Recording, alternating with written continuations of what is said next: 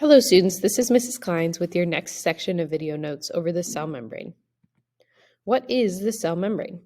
Hopefully you remember from your earlier notes over the cell structures that the membrane of the cell is the boundary that separates its insides from its outsides.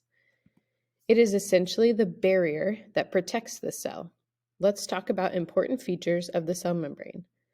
It is selectively permeable, which means that it has the ability to regulate what can enter and leave the cell.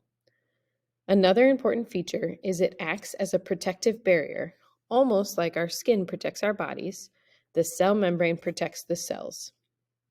It also maintains homeostasis. Homeostasis, by definition, is maintaining a stable internal environment.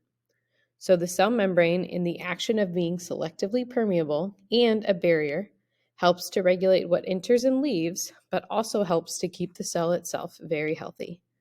There are other names that the cell membrane goes by. You'll hear it called the plasma membrane, a selectively permeable membrane, the phospholipid bilayer, or the fluid mosaic model. Additionally, there are some organelles that you'll find inside the cell that contain membranes as well. A few examples of these organelles are the nucleus, chloroplasts, mitochondria, and lysosomes. These organelles all have their own membrane coverings. Here is a diagram of the mitochondria showing the different membranes. And here's the chloroplast showing the different membranes as well.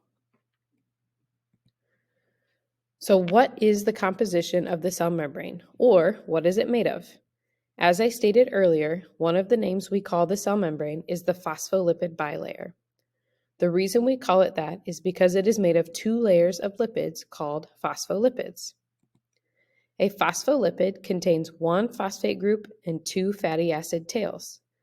The phosphate head is hydrophilic, which means it loves water, or it is happy coming into contact with water.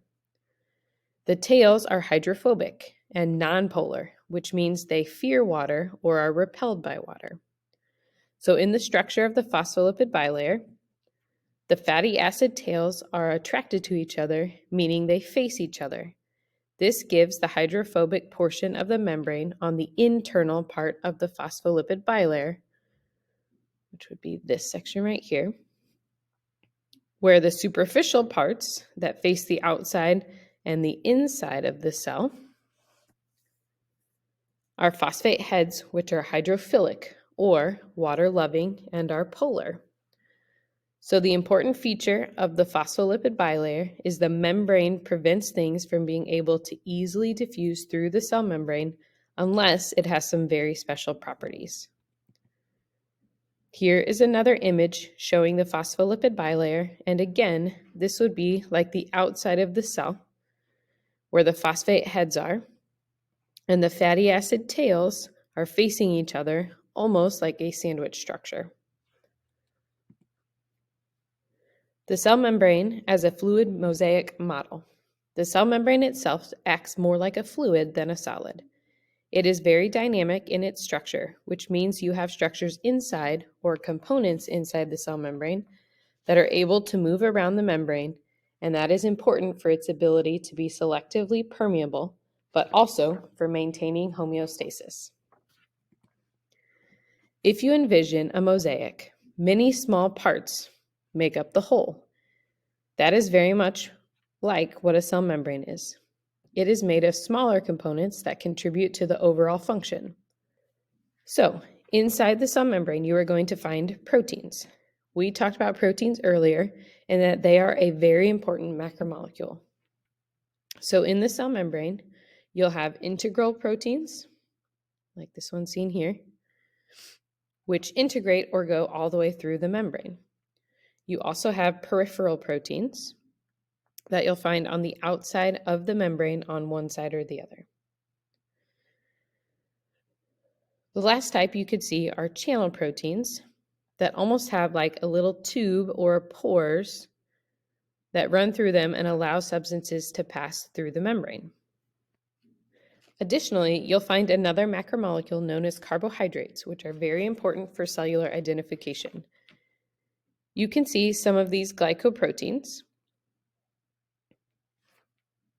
which are a protein with a carbohydrate tail sticking off. These structures can be used for identification. A good example of this is your immune system. It is how your immune cells can identify bacteria cells or viruses, or structures that are foreign to your body, and create an immune response to keep you healthy. Another is a glycolipid.